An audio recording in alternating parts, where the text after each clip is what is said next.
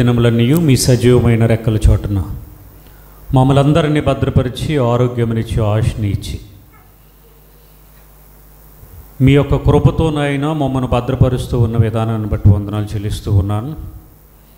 ఈ ఉదయకాలం ముందు ఆరాధనలో మిమ్మల్ని గూర్చినటువంటి అనేక లోతైన సత్యాలు మర్మాలు మీరు మాకు బయలుపరచమని కోరుతూ, మీ వాక్యంలో ఉన్నటువంటి సత్యాన్ని నాయన మేము గ్రహించే జ్ఞానాన్ని మాకు అనుగ్రహించమని కోరుతూ, ప్రభు అయిన యేసుక్రీస్తు వారికే ఈ ప్రార్థనా మనవులు మిక్కిలి వినయంతో ప్రార్థించి బ్రతిమలాడి వేడుకొని ఆడుచున్నాను. ఆమేన్.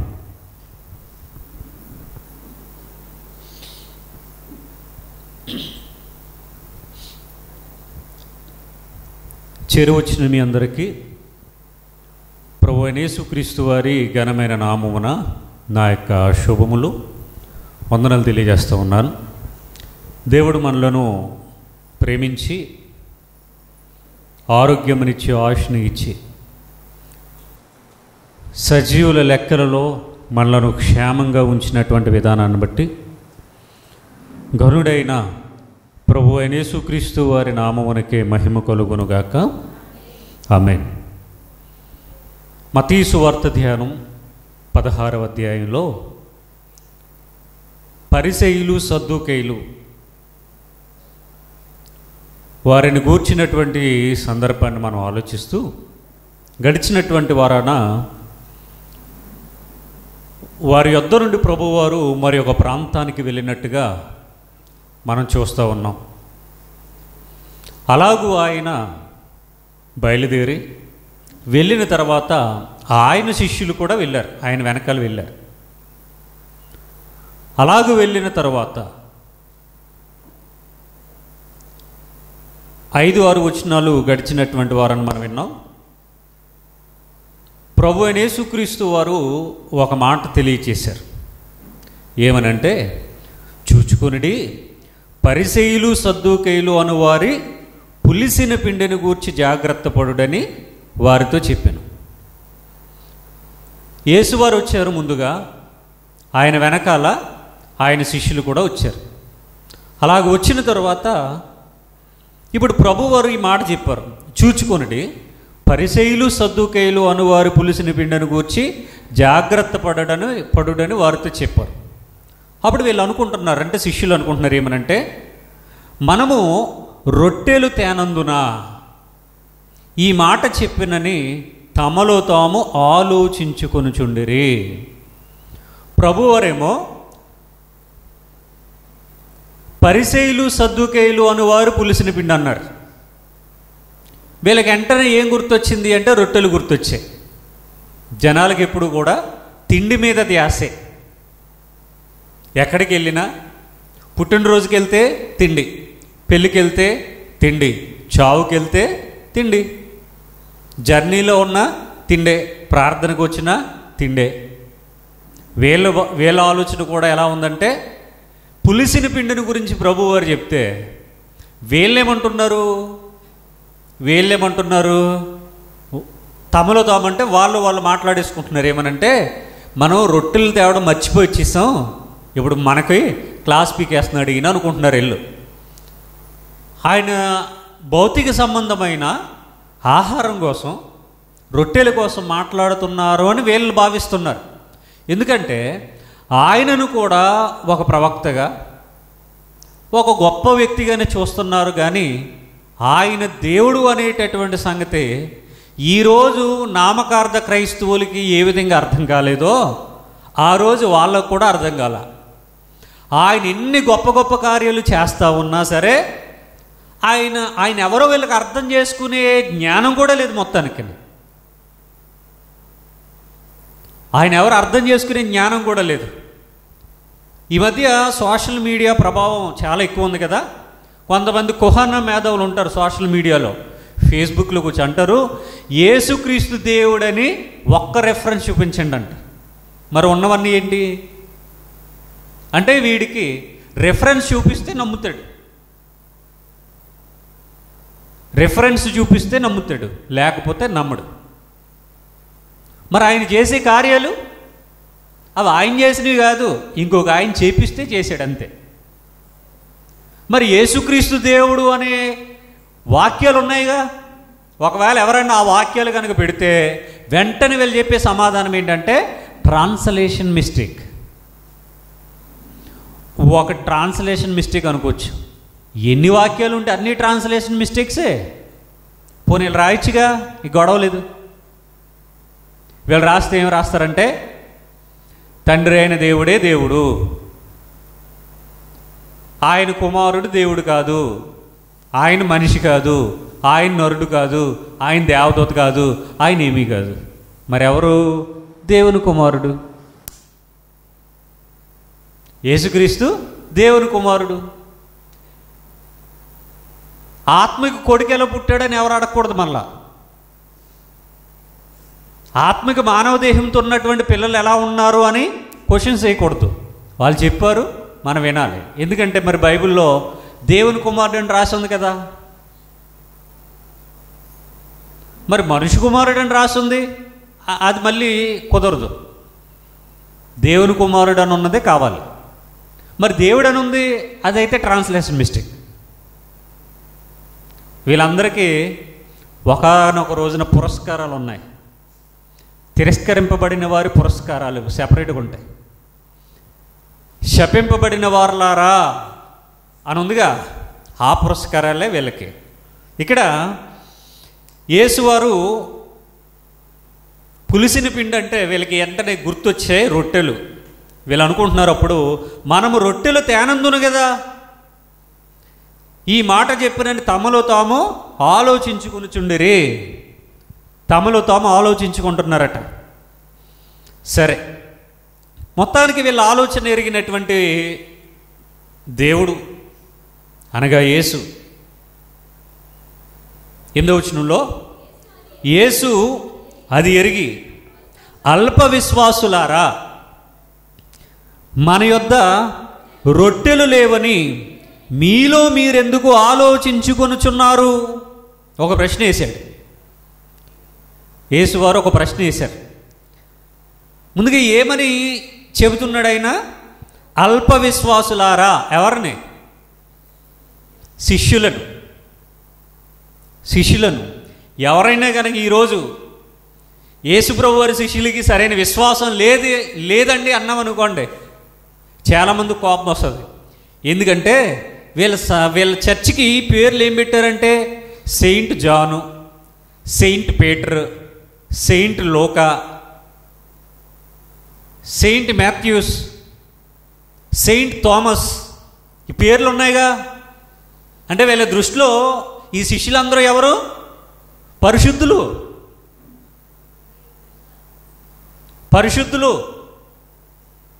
వీళ్ళు ఎంత గట్టిగా మాట్లాడతారంటే పరలోకం ఇవ్వాలన్న వాళ్ళ చేతిలోనే,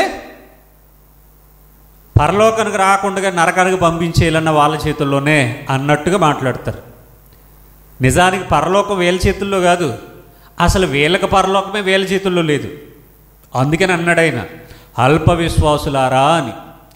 జెబెదయి కుమారుల తల్లి వస్తుంది, ఇద్దరిని తీసుకొస్తుంది, యోహాను యాకోబు.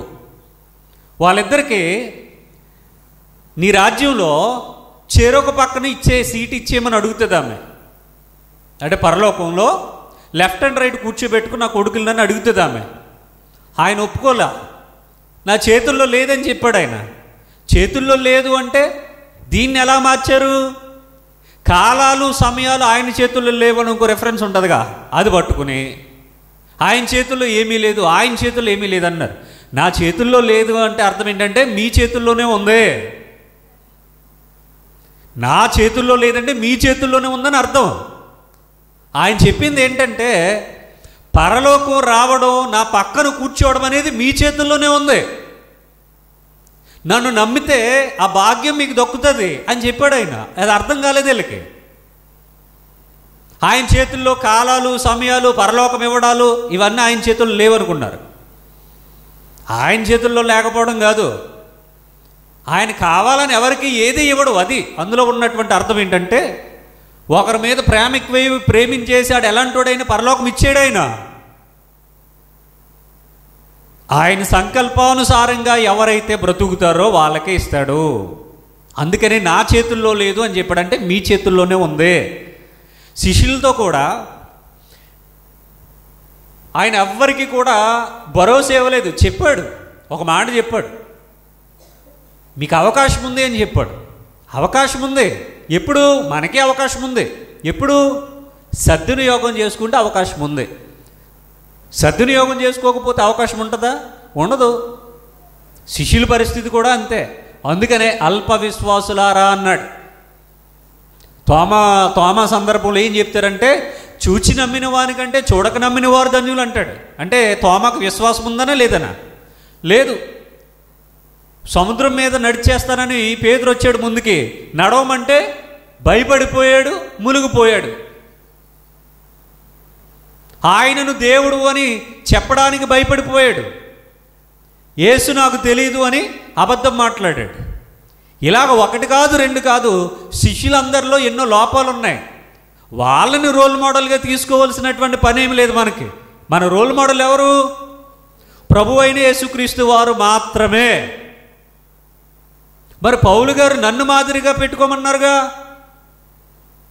ఆ సందర్భం వేరే, దాని గురించి తర్వాత మాట్లాడదాం. అంటే ఇక్కడ అల్ప విశ్వాసులారా అని ఎవరిని గురించి మాట్లాడుతున్నాడు? పరిసయ్యులు, సద్దూకయ్యులు, శాస్త్రులు, వీళ్ళ గురించేనా? వాళ్ళ గురించేనా? వాళ్ళ గురించి కాదు. మరి ఎవరి గురించి? శిష్యుల గురించి. శిష్యుల గురించి. అందుకనే నా ప్రసంగాల్లో కూడా మన సంఘాన్ని సరిచేయడానికే, మన కుటుంబాన్ని చక్కదిద్దుకోవడానికే, మన వారిని దేవునిలో బలముగా స్థిరముగా నిలబెట్టుకోవడానికే నా మాటలు గంభీరంగాను హెచ్చరికగాను ఉంటాయి తప్ప సంఘానికి సంబంధం లేని వ్యక్తి గురించి నేను మాట్లాడాల్సిన పనేమి లేదు.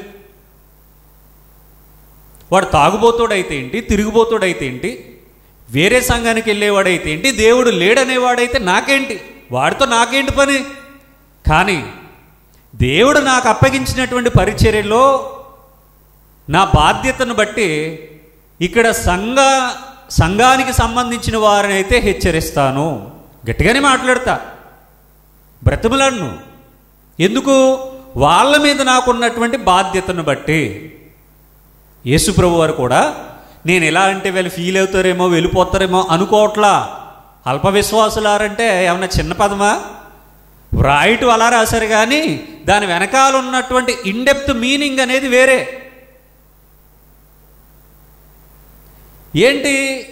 ఇక్కడ ప్రభువారు మాట్లాడుతూ అల్ప విశ్వాసులారా, మన యొద్ద రొట్టెలు లేవని మీలో మీరెందుకు ఆలోచించుకొనుచున్నారు? అసలు రొట్టెలు కూడా మీకెందుకు? నేను ఏదైతే చెప్పానో, నేను ఏదైతే మాట్లాడానో దాని గురించి కదా మీరు డిస్కషన్ చేయాలి, దాని గురించి కదా మీరు ఆలోచించాలి. రొట్టెల గురించి మీరు ఎందుకు మాట్లాడుతున్నారు? రొట్టెల గురించి మీరు డిస్కషన్ పెట్టారేటి? అసలు రొట్టెల గురించి నేను ఎందుకు మాట్లాడతాను? ఇలాంటి ఆలోచనలు ఉన్నాయి వీళ్ళకి. వీళ్ళ ఆలోచన అంతా రొట్టెలు, తిండి తిండి తిండి. అంటే ఇక్కడ వీళ్ళ ఆలోచన ఏమో భూ సంబంధమైనది, ఆయన ఆలోచన పరలోక సంబంధమైనది. వీళ్ళ ఆలోచన భూలోకానికి సంబంధించినటువంటి తిండిగోల. ఆయనేమో భూలోక సంబంధమైన విషయాలు మాట్లాడడం లేదు, ఆధ్యాత్మికమైన విషయాల గురించి ఆయన మాట్లాడుతూ ఉన్నాడు. అల్ప విశ్వాసులారా, మన యొద్ద రొట్టెలు లేవని మీలో మీరెందుకు ఆలోచించుకొనుచున్నారు? ప్రశ్న వేశాడు. ఇక్కడ ఈ ప్రశ్న, మరి ఈ ప్రశ్న విన్న తర్వాత వాళ్ళ యాటిట్యూడ్ ఎలా ఉందో, వాళ్ళ ఆలోచన విధానం ఎలా ఉందో మొత్తానికి ప్రభువారు మాట్లాడుతూ, మీరింకనూ గ్రహింపలేదా?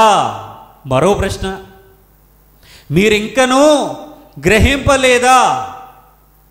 అంటే రొట్టెల గురించి కాదురా అయ్యా అన్న, మరలా వీళ్ళ ఆలోచన రొట్టెల గురించే. అందుకని మీరు ఇంకనూ గ్రహింపలేదా అని అడుగుతున్నాడే. మీరు ఇంకనూ గ్రహింపలేదంటే రొట్టెల గురించి కాదు అన్నటువంటి ఆలోచన వీళ్ళకి ఇంకా రాలేదన్నమాట. అంటే వీళ్ళ బలుపు ఇంకా ఎలగలేదన్నమాట. వీళ్ళ బలుపు ఇంకా వెలగలేదు. అందుకనే ప్రభువారు మాట్లాడుతూ 5 రొట్టెలు 5,000 మందికి పంచిపెట్టినప్పుడు ఎన్ని గంపెళ్ళు ఎత్తితిరో అది అయినను. ఇదో సందర్భం. తర్వాత 7 రొట్టెలు 4,000 మందికి పంచిపెట్టినప్పుడు ఎన్ని గంపెళ్ళు ఎత్తితిరో అది అయినను మీకు జ్ఞాపకము లేదా? అన్ని ప్రశ్నలే, సమాధానాలేవి వాళ్ళే ఆలోచించుకోవాలి. సమాధానం వాళ్ళే ఆలోచించుకోవాలి. 2 సందర్భాలు చెప్తే ఉన్నాడు ఆయన. అంటే 2 సందర్భాల్లో, అంటే కొండ మీద ప్రసంగం తర్వాత భోజనం పెట్టాడు ఆయన. మొన్న మధ్య అంటే ఆ ముందు భాగాల్లోనే వాళ్ళు అరణ్య ప్రాంతానికి వెళ్ళిపోయిన తర్వాత, చీకటి పడిన తర్వాత వాళ్ళని ఇంటికి పంపించాలి. 3 రోజులుగా ఉపవాసంతోనే ఇక్కడ ఉండిపోయారు. మార్గం మధ్యలో భోజనం దొరకదు, ఉండదు, సొమ్మసిల్లి పడిపోతారు. ఎలా ప్రభువా అంటే, మరి భోజనం కొని తేవడానికి అవకాశం లేదు, చీకటి అయిపోతుంది, ఇంతమందికి భోజనం కూడా ఇప్పుడు రెడీగా ఉండదు అనేటటువంటి విషయాన్ని ప్రభు వారికి చెప్పినప్పుడు, మీరు ఎందుకు కంగారు పడుతున్నారు, అందరినీ లైన్లో కూర్చోబెట్టండి, నేను చూసుకుంటాను కదా అన్నాడు. ఈ 2 సందర్భాల్లో కూడా అక్కడ రొట్టెలు చేపలతో వాళ్ళకి సమృద్ధిగా ఆహారం పెట్టిన తర్వాత, వాళ్ళు తిన్న తర్వాత గంపలు గంపలు ఆహారం మిగిలింది. ఇది ఇంతకు ముందటి సందర్భాల్లో, అంటే కొండ మీద ప్రసంగం తర్వాత ముందటి సందర్భంలో కూడా మనం విన్నాం. 2 సందర్భాల్లో ప్రభువారు వారికి ఆహారం పంచిపెట్టారు. సమృద్ధిగా ఆహారాన్ని పెట్టారు. అదే సందర్భాలను ప్రభువారు వారికి గుర్తు చేస్తూ ఉన్నాడు.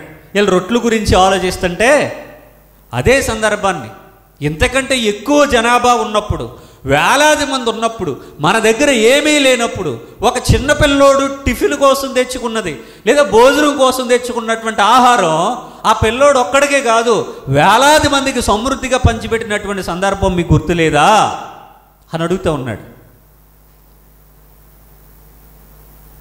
అంటే ఇక్కడ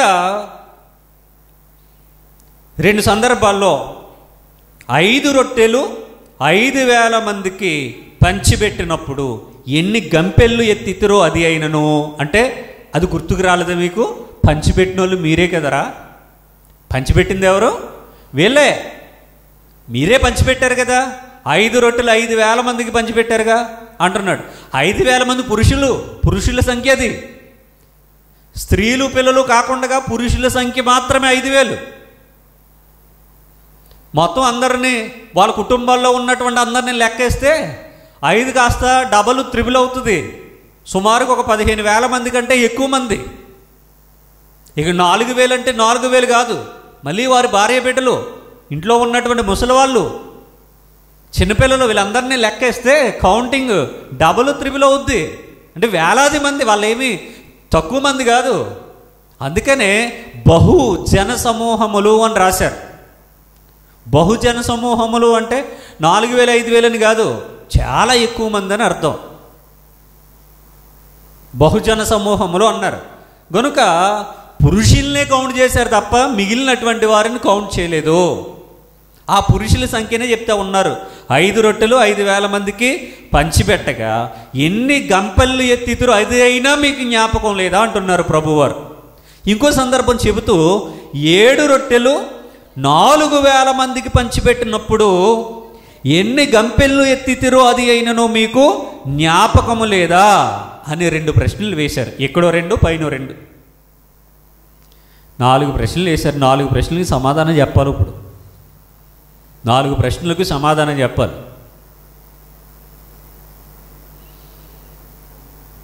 మీకు జ్ఞాపకం లేదా, గుర్తు లేదా, మర్చిపోయారా?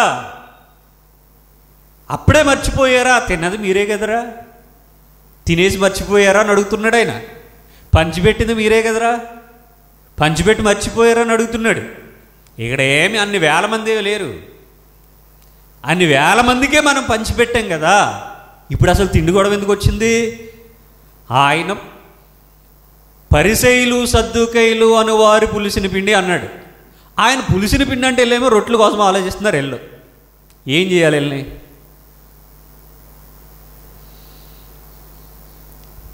అంటే ఈరోజు క్రైస్తవ్యం అనేది వాక్యాన్ని అపార్థం చేసుకోవడంలో నెంబర్ 1 ఫస్ట్ ప్లేస్.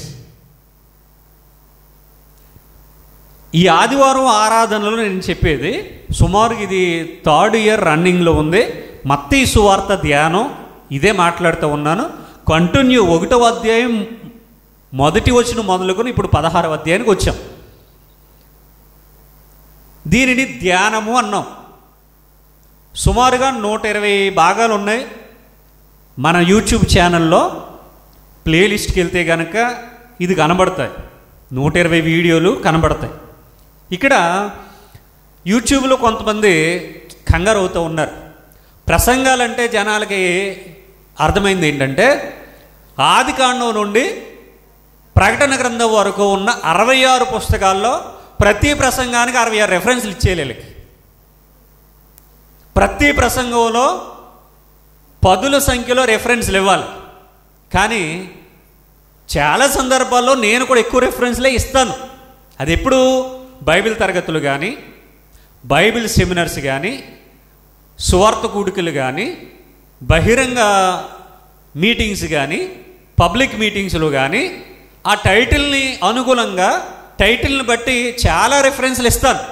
కానీ మత్తయి సువార్తకు వచ్చేసరికి, హెబ్రీ పత్రిక వచ్చేసరికి అవసరమైతే తప్ప రెఫరెన్స్లు ఇవ్వను. ఏ అవసరం?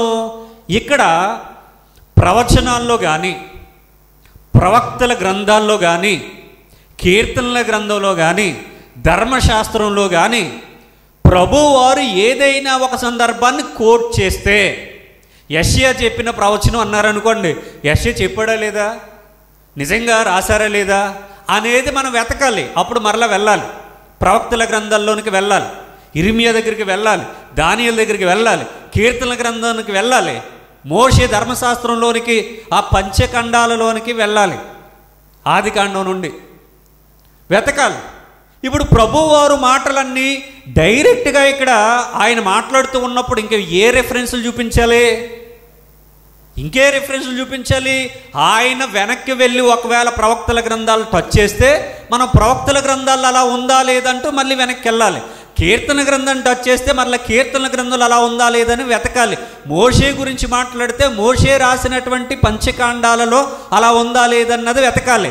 డైరెక్ట్గా యేసుక్రీస్తు వారు మాట్లాడినటువంటి మాటలు మత్తయి సువార్తలో ఉండి ఇది ధ్యానముగా మనం మాట్లాడేటప్పుడు క్రాస్ రెఫరెన్స్లు ఎక్కడి నుంచి కావాలి నీకు?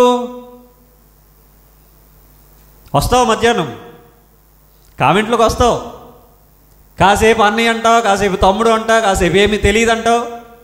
Satish brother how are you? నీకోసమే. నువ్వు కామెంట్లో కాదు నన్ను అడగాల్సింది, ఫోన్ కాల్ చేయి, నా నెంబర్ ఉందిగా, వాట్సాప్ చేయి, నా దగ్గరికి వచ్చేయి, లేకపోతే నీ దగ్గరికి పిలువు, మాట్లాడుకుందాం. చూస్తావుగా, చూడు. కామెంట్లో నీకు గంట ప్రసంగానికి ఏం చెప్పాలి? నువ్వు మధ్యలో వచ్చి ఏదో అడిగేస్తే ఎలా చెప్తావు? అసలు నువ్వు సువార్థికుడువా, సేవకుడువా, విశ్వాసివా, ఏంది? ముగ్గురు దేవుల కథ నీది ముగ్గురు దేవుల కథే. నీ కామెంట్స్ నాకు అలాగే అర్థమవుతున్నాయి. వచ్చే మధ్యాహ్నం నీ నెంబర్ పెట్టు, నువ్వు ఎలాగో నాకు చేయకపోతే నేనైనా చేస్తా. కామెంట్లలో గంటల ప్రసంగాలు చెప్పలేము.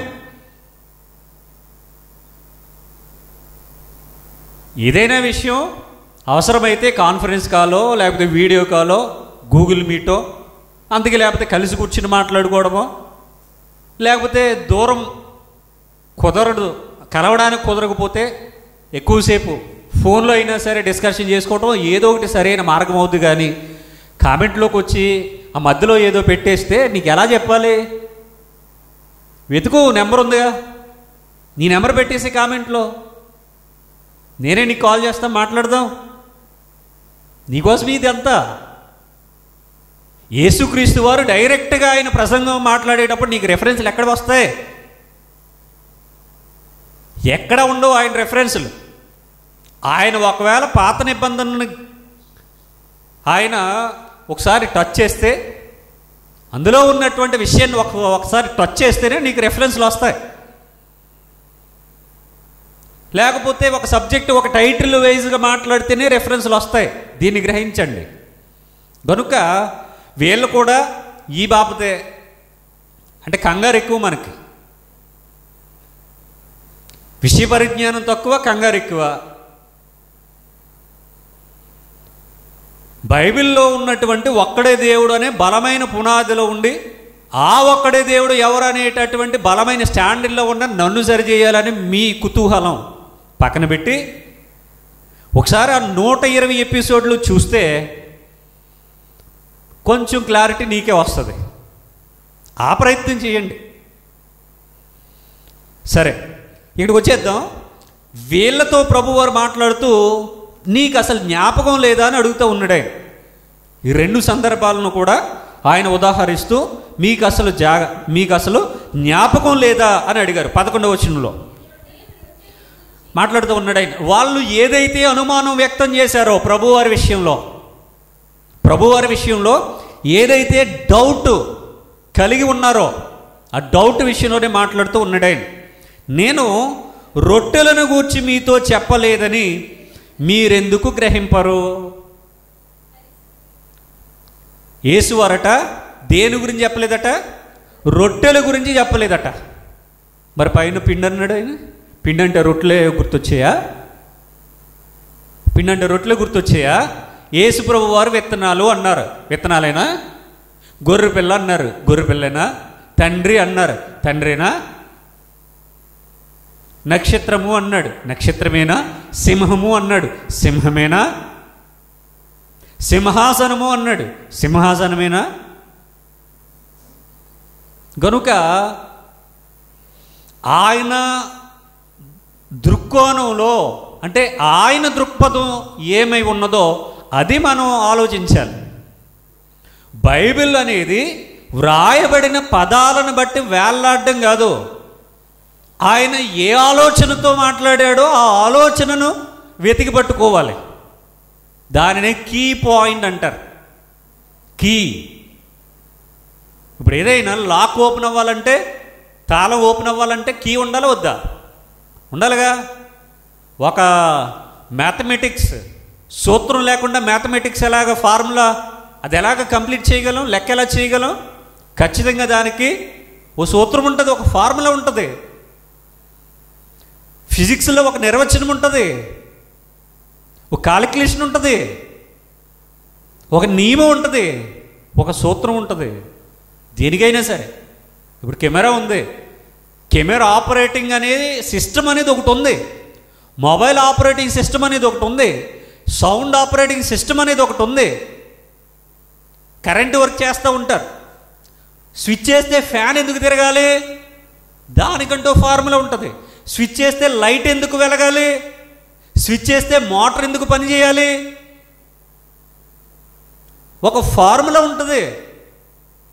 మనం ఏ స్విచ్ చేసినా ఫీజు కొట్టేస్తుందంటే ఫార్ములా తప్పిందని అర్థం చేసుకోవాలి. మనం ఫ్యాన్ స్విచ్ చేస్తే ఫీజు కొట్టేస్తుంది, లైట్ స్విచ్ చేసినా ఫీజు కొట్టేస్తుంది. అంటే ఫార్ములా తప్పింది ఎక్కడో చెక్ చేయాలి. నీకు బైబిల్ అర్థం కావాలన్నా ఫార్ములా తెలియాలి. యేసు ప్రభు వారి మాటలు అర్థం కావాలంటే నీకు ఫార్ములా తెలియాలి. చదువు వస్తే సరిపోదు. నీ మాతృభాష నీ చదువు వస్తే సరిపోదు. నువ్వు ఇంగ్లీష్ చదవటం నీకు వస్తే, తెలుగు చదవటం నీకు వస్తే, ఇంగ్లీష్ బైబిల్ నువ్వు చదివేస్తే, తెలుగు బైబిల్ నువ్వు చదివేస్తే నీకు వచ్చేసినట్టు కాదు. అది నీకు అర్థమైనట్టు కాదు. ప్రభువారి మాటలు అర్థం చేసుకోవాలి అన్నా నీకు జ్ఞానం కావాలి. 3.5 సంవత్సరాలు వెనకాల తిరిగారు, వాళ్ళకే ఒక ముక్క అర్థం కావట్లా. అంటే ఆయన మాటలు ఎంత క్రిటికల్గా ఉన్నాయో అర్థం చేసుకోవాలి. ఆయనేమో పరలోక సంబంధమైన మాటలు మాట్లాడితే, ఆత్మ సంబంధమైన మాటలు మాట్లాడితే, వీళ్ళేమో రొట్టె ముక్కల కోసం ఆలోచిస్తారు, వీళ్ళేమో చెట్ల కోసం ఆలోచిస్తారు. అలాగే తగలబడింది ఈరోజు క్రైస్తవ్యం కూడా. ఇక్కడ కూడా ప్రభువారు ఆయన చెప్తూ ఉన్నాడు. ఇక ఆయన చాలాసార్లు చెప్పాడు, వాక్య భావాన్ని గ్రహించండి, వాక్య భావాన్ని గ్రహించండి అంటే 13వ అధ్యాయం ఏముంది? అన్నీ ఉపమానాలే. మరి ఉపమానం తెలిస్తే ఎలా? ఉపమాన భావం తెలియక్కర్లొద్దా? తెలియాలి వద్దా? ఖచ్చితంగా తెలియాలి. ఉపమాన భావం తెలియకపోతే ఉపమానం ఇక అర్థం ఉండదు. అందుకని ఆయన ప్రతిసారి కూడా వాక్య భావాన్ని గ్రహించండి, వాక్య భావాన్ని గ్రహించండి, ఉపమాన భావాన్ని గ్రహించండి అని చెప్పడం వెనకాల ఉద్దేశం అదే. నేను రొట్టెల గురించి చెప్పలేదన్న గ్రహింపు మీకు ఇంకా రావట్లేదా అని అడుగుతున్నాడు ఆయన. ఆయన దేని గురించి చెప్పలేదట? రొట్టెల గురించి చెప్పలేదట. వీళ్ళ ఆలోచన దేని మీద ఉంది? రొట్టెల గురించే ఉంది. మిట్ట మధ్యాహ్నం వచ్చారు, ప్రభు ఆకలి అన్నారు. ఆకలి అన్నారు, సరే ఊరిలోనికి వెళ్ళి భోజనం తెచ్చుకోండి అని చెప్పాడు ఆయన. వెళ్ళారు, వచ్చారు, ప్రభు తినేద్దాం వచ్చేయండి అని అడిగారు. యాకోబు బావి దగ్గర తినేద్దాం వచ్చే ప్రభు అంటే, మీకు తెలియని ఆహారం నాకున్నది అన్నాడు ఆయన. మిట్ట మధ్యాహ్నం ఆవిని నీళ్ళు అడిగితేనే తాగడానికి నీళ్ళు ఇవ్వలేదు ఆవిడ. ఎవరావిడ? సమరయ స్త్రీ. అమ్మా దాహం అంటే అన్టచబిలిటీ అంటుంది అక్కడ ఆమె. మీకు మాకు సాంగత్యం లేదు, సమరయులు యూదులు మాట్లాడుకోవడానికి వీల్లేదు, ముట్టుకోవడానికి వీల్లేదు, మేమిచ్చేది మీరు తినకూడదు, మీరిస్తే మేము తినకూడదు ఇలా చెప్తుంది. ఆయన మాత్రం జీవజల ఊటలు మాత్రం ఇచ్చేయి అని అడుగుతుంది. చూడండి, ఆయన ఇచ్చేది కావాలి కానీ ఈమె మాత్రం ఏమి ఇవ్వదట. దాహానికి నీళ్ళు ఇమ్మంటేనే ఇవ్వలేదు ఆవిడ. మిట్ట మధ్యాహ్నం అందరికీ ఆకలేస్తుందిగా. వీళ్ళు వచ్చారు భోజనం పట్టుకుని, ప్రభు వచ్చేయండి తినేద్దాం అంటే, మీకు తెలియని ఆహారం నాకు ఉన్నది అంటే వీళ్ళు ఎలా ఫిక్స్ అయిపోయారు? సరే కుమ్మేద్దాం. ఆయన రావట్లేదుగా. ఎందుకని? ఆయన ఎవరో ఏదో పెట్టేశారు, తినేసాడు, ఆయన ఆకలి తీరిపోయింది, ఇంక మనమేగా తినేద్దాం అనుకున్నారు. ఎప్పుడు తిండి గొడవే, ఎప్పుడు తిండి గొడవే. ఈ జానెడు పొట్ట నిండేది ఎప్పుడు? నిండుతుందా? నిండుతుందండి. పొట్ట ఎప్పుడన్నా నిండుతుందా? నిండినట్టుగా అనిపిస్తుంది, మళ్ళీ ఖాళీయే. ఆకలి ఆకలి ఆకలి అంట పొట్టట్టుకుని తిరగడమే ఇల్లంతా కదా. ఈ జానెడు పొట్ట నిండదు. ఇక్కడ ప్రభు వారి మాటలు అర్థం చేసుకోవడంలో ఆనాడు ప్రజలు ఎలా అయితే విఫలమైపోయారో ఈరోజు క్రైస్తవ్యం కూడా అలాగే. ఎంత విచిత్రం అంటే, మత్తయి సువార్త ధ్యానం ప్రారంభించి ఇది 3వ సంవత్సరం జరుగుతుందని నేను చాలాసార్లు చెప్తున్నాను కూడా. ఒక జోక్ చెప్తా. మత్తయి సువార్త వివరణ యూట్యూబ్లో కనబడతాయి. ఒకే ఒక భాగం, ఒకే ఒక కేవలం 40 నిమిషాలు ఒక ఆయన, అరగంట ఒక ఆయన, 10 నిమిషాలు ఒక ఆయన, 5 నిమిషాలు ఒక ఆయన చెప్పేస్తున్నారు. ఏంటి మనకేమో ఇది 3వ సంవత్సరం, 123వ భాగం ఎంతో నడుస్తుంది ఇప్పుడు యూట్యూబ్లో ప్లేలిస్ట్లో ఉంటుంది. మనకేమో 3వ సంవత్సరం ఇది. వాళ్ళేమో 5 నిమిషాలు ఒక ఆయన మత్తయి సువార్త మొత్తం మాట్లాడేస్తాడు. 5 నిమిషాలు ఒక ఆయన, 10 నిమిషాలు ఒక ఆయన, 20 నిమిషాలు ఒక ఆయన, అరగంట ఒక ఆయన, 40 నిమిషాలు అయిపోయింది. మత్తయి పక్కన పెట్టేస్తారు. ఇక మళ్ళీ పాత నిబంధనకి వెళ్తారు, నిర్గమకాండం అంటారు మళ్ళీ, అది అంతే 5 నిమిషాలు అయిపోద్ది. మళ్ళీ కొత్త నిబంధనకు వస్తారు, యోహాను సువార్త అంటాడు, మళ్ళీ అది అయిపోద్ది. ఇక ఏం చెప్పాలో తెలియదు, ఇక ఏం చెప్పాలో కూడా తెలియదు, అలా తయారయ్యారు. ఆయన మాటలు అర్థమైతే ఎక్కడికి పరిగెడతారు? ఆ పుస్తకం ఈ పుస్తకం అని. అసలు యేసుప్రభు వారి యొక్క డైరెక్ట్గా మాట్లాడినటువంటి సందర్భాలన్నీ కూడా మనకు మత్తయి సువార్తలోనే ఉంటాయి. మీకు సీక్రెట్ చెప్పనా? ఈ మత్తయి సువార్త ఒక్క పుస్తకం చాలు మిమ్మల్ని పరలోకం తీసుకెళ్ళడానికి. మత్తయి సువార్త ఒక్క పుస్తకం చాలు పరలోకం తీసుకెళ్ళడానికి. అలాగని మిగిలిన చదవద్దన్నా, చదవండి. ఎంతవరకు అర్థం చేసుకుంటారు అర్థం చేసుకోండి. ఇక్కడ ఆయన రొట్టెల గురించి చెప్పలేదని గట్టిగానే చెప్తా ఉన్నాడు. ఇప్పుడైనా అర్థమవుద్దో లేదో. నేను రొట్టెలను గూర్చి మీతో చెప్పలేదని మీరెందుకు గ్రహింపలేదు అని అడుగుతున్నాడు ఆయన. అసలు గ్రహింపలేదట జనాలకి. మీరెందుకు గ్రహింపరు? మరి దేని గురించి చెప్తూ ఉన్నాడు ఆయన? చదవండి. పరిసయ్యులు సద్దూకయ్యులు అనువారు పులిసిన పిండిని గూర్చియే జాగ్రత్త పడుడని వారితో చెప్పెను. దేని గురించట? పరిసయ్యులు సద్దూకయ్యులు అనువారి పులిసిన పిండిని గూర్చియే. అనువారి పులిసిన పిండిని గూర్చియే. ఫలానా వాళ్ళ షాపులో పిండి కొనొద్దురా, అది పులిసిపోయి ఉంటుంది. అదేనా? అది కాదు. పిండి ఇప్పుడు అమ్ముతున్నారు, అప్పుడు అమ్మేవారు కాదు. ఇప్పుడు కూడా పిండి కూడా అంటే వీళ్ళేమి పిండి అమ్ముకునే బ్యాచ్ కాదు వీళ్ళు. మరి పిండి అంటే ఏంటి? పిండి అంటే ఏంటో కిందకి వెళ్తే చెప్తాడు ఆయన. ఆల్రెడీ తెలుసు మనకి. పరిసయ్యులు సద్దూకయ్యులు అని వారు పులిసిన పిండిని గూర్చియే జాగ్రత్త పడుడని వారితో చెప్పెను. వారిని గూర్చియే. వారిని గూర్చి అంటే వాళ్ళు ఎంత ప్రమాదకారులో మనం ఆలోచించాలి. లాస్ట్ వీక్ చెప్పినటువంటి ఈ మెసేజ్కి నాటి పరిసయ్యులే నేటి పులిసిన పిండి అని టైటిల్ పెట్టారు. అంటే పరిసయ్యులు వాళ్ళే పులిసిన పిండి, సద్దూకయ్యులు పులిసిన పిండి, శాస్త్రులు పులిసిన పిండి. ఆ పులిసిన పిండి ఈరోజు ఎలాగ మారారు? ఆనాడు సమాజ మందిరాలు అని రాశారు బైబిల్లో, ఇప్పుడు చర్చ్ అంటున్నాం, సంఘము అంటున్నాం. రెండింటికి తేడా ఏముంది? No difference. ఆనాడు దేవాలయము అన్నారు, టెంపుల్.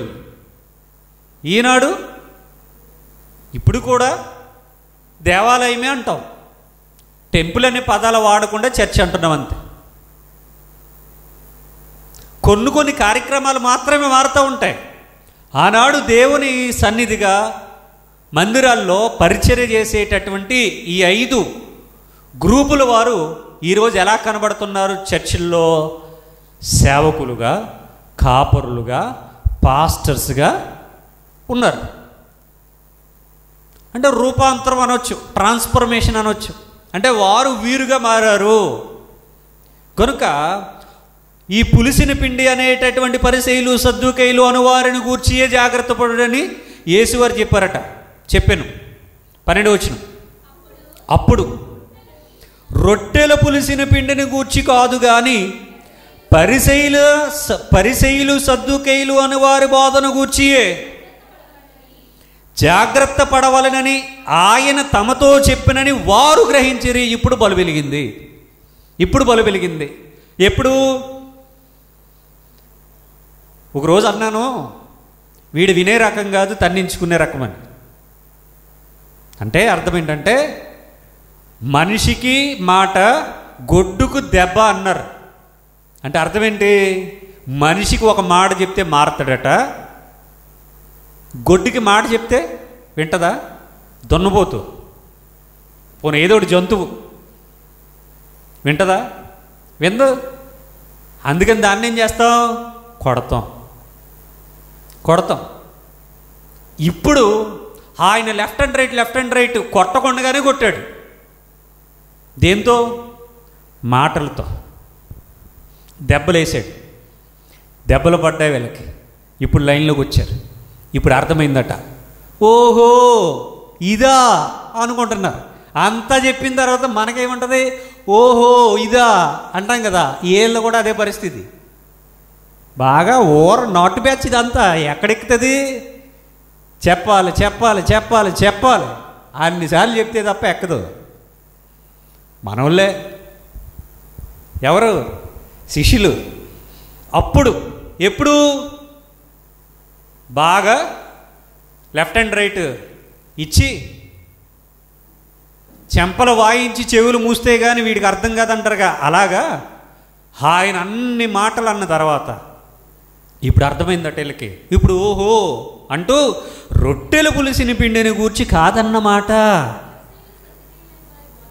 ఓహో కాదన్నమాట అలా అనుకుంటారు. అంటే సంభాషణ అంతే కదా, అన్నీ రాయరు, గ్రహించుకోవాలి. ఓహో రే మనం ఎలా అనుకున్నాం కానీ ఇది కాదట్రా, మరేంటి పిండి గురించి కాదట, పిండి అనుకున్నావే. రొట్టెలు పులిసిన పిండిని గూర్చి కాదు కానీ పరిసయ్యులు సద్దూకయ్యులు అని వారి బోధను గూర్చియే. అంటే పులిసిన పిండి అంటే పులిసిపోయిన బోధ అని అర్థం. ఆల్రెడీ 3 కుంచాల పిండి గురించి మనం మాట్లాడుకున్నాంగా. 3 కుంచముల పిండి ఎవడో చెప్పలేదు. యూట్యూబ్ ప్రసంగికులు ఎన్ని ప్రసంగాలన్నా గీకుతారు తప్ప ఈ పులిసిన పిండి గురించి కానీ 3 కుంచముల పిండి గురించి కానీ ఒక్క టచ్ చేయలేదు. రాదు కదా. ఈ స్టేజ్ పెర్ఫార్ములు చేసేటటువంటి కుహానా బ్యాచ్లకి వాక్యం ఎక్కడొచ్చేళ్ళకి వాక్యం రాదు. వాక్యం తప్ప అన్నీ వచ్చు. జనాలు ఎలా అట్రాక్ట్ చేయాలి, ఎలాగ మాయ చేయాలి, ఎలాగ డ్యాన్స్లు వేయించాలి, ఎలాగ వాళ్ళ దగ్గర బంగారం లాగాలి, ఎలాగ భూములు లాగాలి, ఎలాగ కానుకలు లాగాలి, ఏం మాయ చేయాలి, వాళ్ళకి ఏ రోగం లేకపోయినా ఏదో రోగం ఉందని ఎలా వదిలించాలి, అన్నీ బాగా తెలుసు. వాక్యం తప్ప అన్నీ వచ్చేళ్ళకి. అందుకని వీళ్ళు భూమి మీద బాగా బతుకుతారు. తర్వాత రోస్టింగ్ అయిపోతారు. ఒక్కనొక రోజున మాడిపోయేటట్టుగా ఫ్రై చేసేస్తాడు ఆయన. కనుక ఇప్పుడు అర్థమైందట, రొట్టెలు పులిసిన పిండిని గూర్చి కాదు కానీ పరిసయ్యులు సద్దూకయ్యులు అనువారి బోధను గూర్చియే జాగ్రత్త పడవలనని ఆయన తమతో చెప్పినని వారు గ్రహించారు. అంటే ఇప్పుడు అర్థమైందా చిట్టి కన్నా? ఇప్పుడు అర్థమైంది వీళ్ళకి. అంటే పులిసిన పిండి అంటే అర్థం ఏంటి? పులిసిన పిండి అంటే పనికిరాని బోధ. పులిసిపోయింది. ఎందుకని పనికి వస్తుందా? పులిసిపోయింది. ఎందుకు పనికిరాదుగా? వీళ్ళ బోధ కూడా ఏమైందట? ఎక్స్పైర్డ్ అయిపోయింది.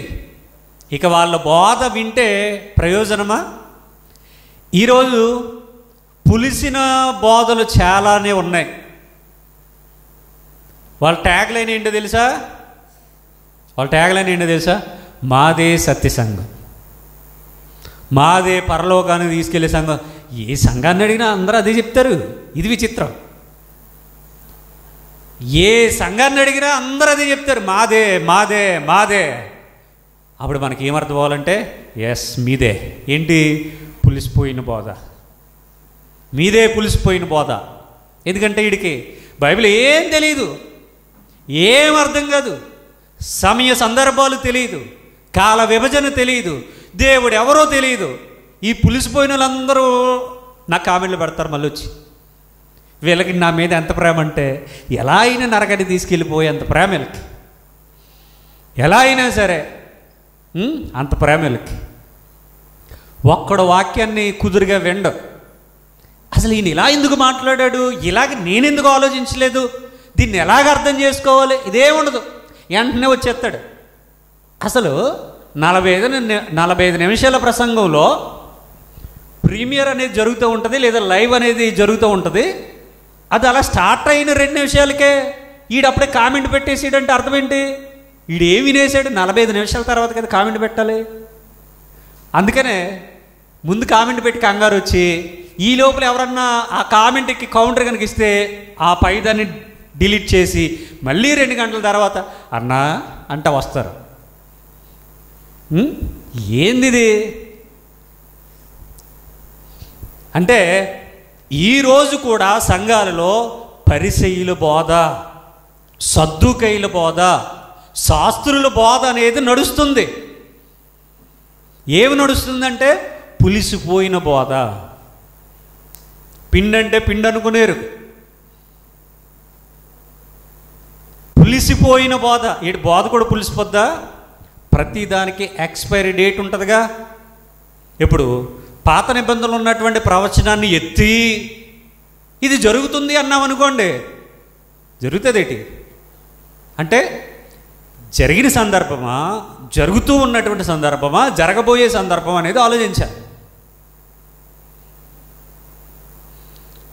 ఇక్కడ చాలామంది ప్రభువారి యొక్క బోధ డైరెక్ట్గా ఆయన కళ్ళ ముందు ఉన్నప్పుడే అపార్థం చేసుకున్నారు. మరి ఈరోజు అపార్థం చేసుకోవడంలో విచిత్రమేమీ లేదు. కాబట్టి పులిసిన పిండిని గూర్చి జాగ్రత్త పడమన్నాడు. ఏంటో పులిసిన పిండి అంటే బోధ విషయంలో జాగ్రత్త పడమన్నాడు. అసలు ఈ పరిసయ్యులు సద్దూకయ్యులు శాస్త్రులు అనువారు పులిసిన పిండి అంటే ఏంటి అంటే బోధ అనుకున్నా. వాళ్ళ బోధ ఎలా ఉంటుంది? అసలు ఒకసారి కొండ మీద ప్రసంగంలోనే, అంటే ప్రారంభంలోనే దొరివేశాడు ఆయన, యేసుప్రభు వారు. 5వ అధ్యాయం 20వ వచనం. ప్రారంభంలోనే, మత్తయి సువార్త 5వ అధ్యాయం 20వ వచనం. ప్రారంభంలోనే వీళ్ళను ఆట ఆడేసుకున్నాడు ఆయన. ఒకసారి చదువుదాం. 5వ అధ్యాయము 20వ వచనం. శాస్త్రుల నీతి కంటేను పరిసయ్యుల నీతి కంటేను మీ నీతి అధికము కాని ఎడల మీరు పరలోక రాజ్యంలో ప్రవేశింపనేరని మీతో చెప్పుచున్నాను. ఏముండాలట? శాస్త్రుల నీతి కంటే పరిసయ్యుల నీతి కంటే మీ నీతి ఎలా ఉండాలి? అధికముగా ఉండాలి. కాని ఎడల అన్నాడు. అంటే తక్కువగా ఉంటే ఏముండదన్నాడు? పరలోకం ఉండదన్నాడు. పోని శాస్త్రుల నీతితో పరిసయ్యుల నీతితో సమానంగా ఉంటే సరిపోద్దా పరలోకానికి అర్హత? సమానంగా ఉంటే ఇస్తానన్నాడా? అధికంగా ఉంటే ఇస్తానన్నాడు. మరి ఇక్కడేమో శాస్త్రుల నీతి పరిసయ్యుల నీతి దాన్ని ఫాలో అయితే సమానంగా ఉన్నట్టు కదా. అంటే ఒక్క మాటలో చెప్పాలంటే శాస్త్రులకి పరిసయ్యులకి పరలోకంలో చోటు ఉందని చెప్పాడా లేదన్నాడు ఆయన? చెప్పాలి. ఈ 5:20 ప్రకారంగా శాస్త్రులకి పరిసయ్యులకి పరలోకంలో చోటు ఉందన్నాడా లేదన్నాడు ఆయన? చెప్పాలి. లేదు అని చెప్పాడు. మరి మనకి కావాలి అంటే పరలోకం వీళ్ళకంటే ఎక్కువగా ఉండాలని చెప్పాడు. మరి వీళ్ళతో సమానంగా ఉంటే లేదు.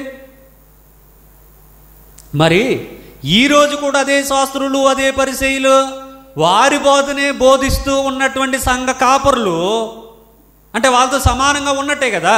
మరి వీళ్ళకి పరలోకంలో చోటు ఎక్కడా లేదు. అంటే బోధించే వీళ్ళు ఆ స్థాయిలో ఉంటే విశ్వాసులు ఇంకా లో స్థాయిలో ఉంటారు. మరి వీళ్ళకి ఎక్కడది? వీళ్ళకి అంతకన్నా లేదు. అందుకనే వాళ్ళ గురించి ఏం చెప్పారంటే వీళ్ళు ప్రవేశించు వారిని ప్రవేశింపనీయరు అని చెప్పారు. ఉత్తునేనా? ఊరికి నాయన ఏది చెప్పడం. మళ్ళీ ఊరకనంటే ఫ్రీ అని కాదు. అంటే ఆయన చెబితే దాని వెనకాల చాలా లోతైన ఇన్డెప్త్ మీనింగ్ అనేది అందులో ఉంటుంది. శాస్త్రుల నీతి కంటేను పరిసయ్యుల నీతి కంటేను మీ నీతి అధికము కాని ఎడల మీరు పరలోక రాజ్యంలో ప్రవేశింపనేరని మీతో చెప్పుచున్నాను, రాసి పెట్టుకోండి అని చెప్పాడు ప్రారంభంలోనే. అంటే ఇప్పుడు శాస్త్రులు పరిసయ్యుల వలె మనం ఉంటే మనకు కూడా పరలోకంలో చోటు లేదు. వాళ్ళకంటే తక్కువగా ఉన్నా లేదు. అసలు వాళ్ళను వెంబడిస్తే అసలే లేదు. ఎందుకు అంటే అది పులిసిపోయిన బోధ అన్నాడు. అది పులిసిపోయిన బోధ అన్నాడు. పనికి రాని బోధ అన్నాడు. అది మీకు మాట చెప్పనా? వాళ్ళ బోధే పనికొచ్చేది అయితే ఇంకా ఆయన ఎందుకు రావాలి భూమి మీదకి? వాళ్ళు చెప్తే వీళ్ళు మారిపోతే అయిపోయినగా. వాళ్ళ బోధే పనికొచ్చేది అయితే ఇక ఆయన ఎందుకు రావడం? వేస్ట్ కదా.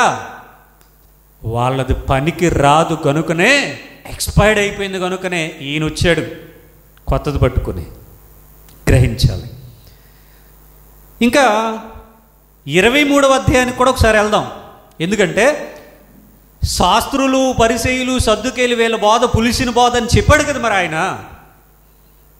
ఆ బోధ ఎలా ఉంటుందో చూడాలి. మనం చూస్తే మనకు క్లారిటీ వస్తుంది. 23వ అధ్యాయము 2వ వచనం.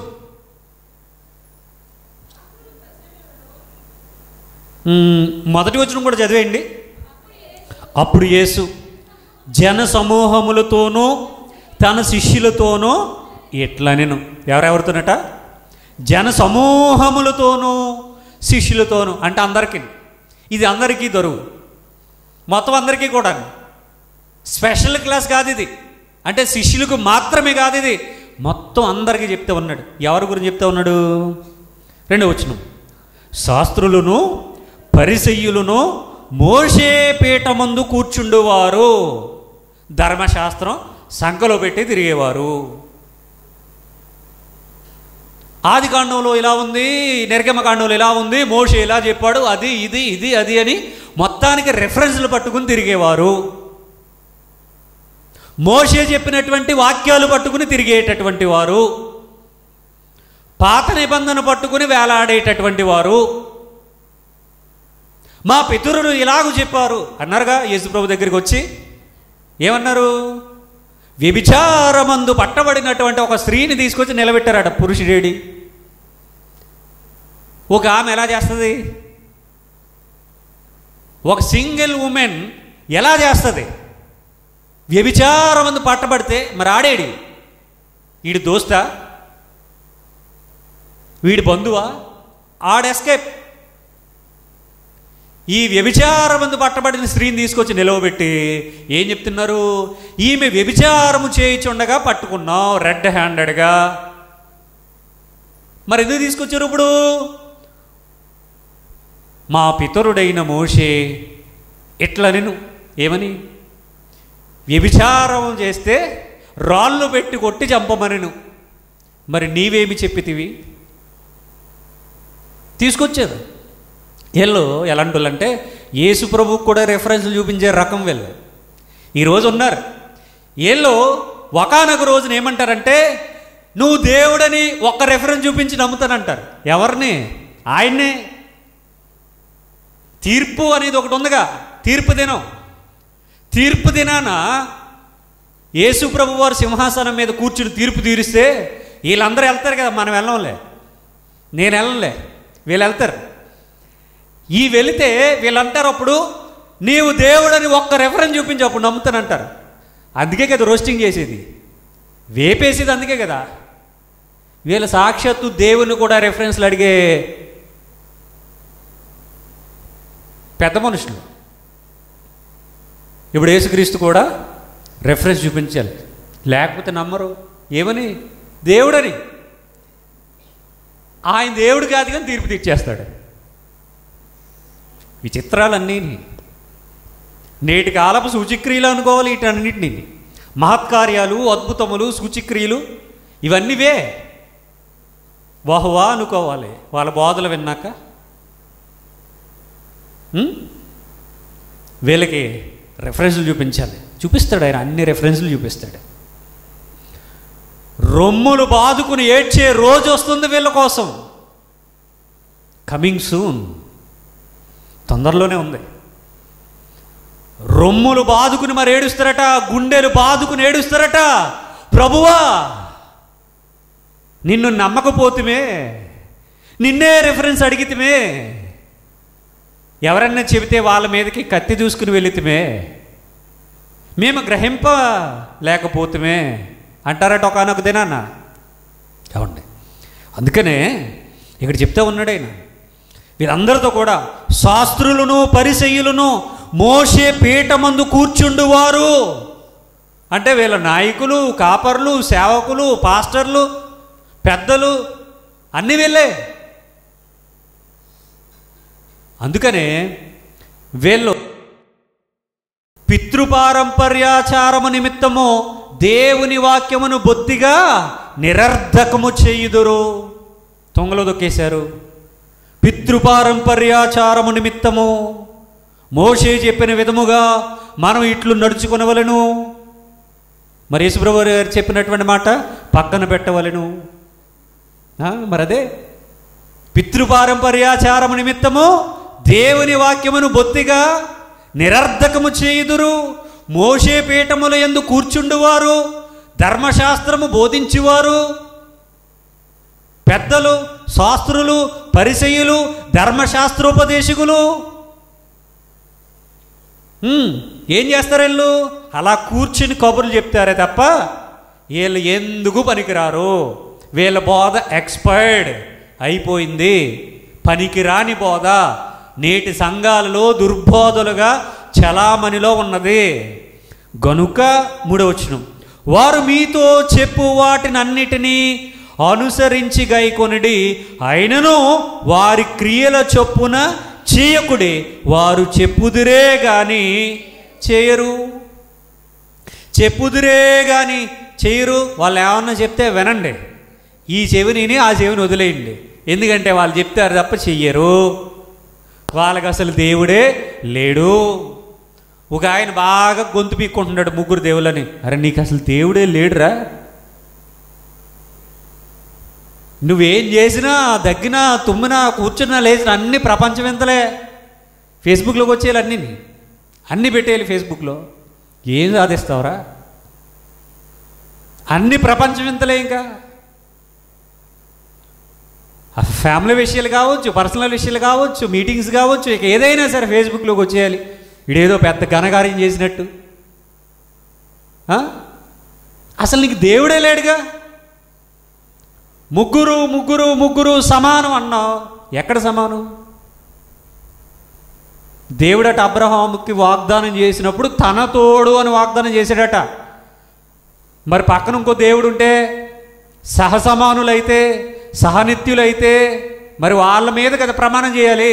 హెబ్రీ పత్రిక చదువు, బాగా అర్థమవుద్ది. సమానంగా ఆయనతో పాటుగా మరో ఇద్దరు ఉంటే వాళ్ళ మీద కదా ఇయ్యాలి ఒట్టు.